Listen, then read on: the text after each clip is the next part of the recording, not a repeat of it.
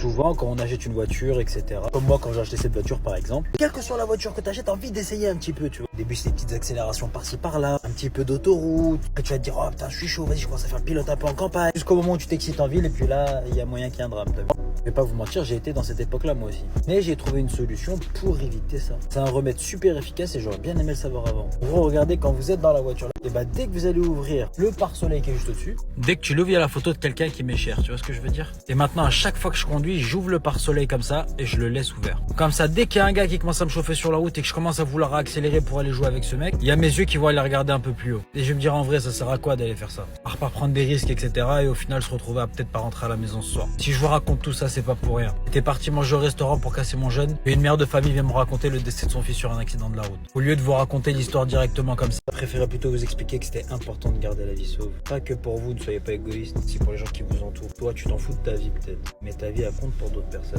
Rassurez-moi quand même, vous êtes au courant du glitch pour avoir le code du premier coup. Attends, je vais vous expliquer tout ça. Première astuce, c'est de réviser au bon endroit. Arrête les séries YouTube, les séries cheloues. Ça, c'est nul, oublie. Fais ça plutôt, tu vas pouvoir réviser avec des questions officielles, les mêmes que le jour de l'examen là.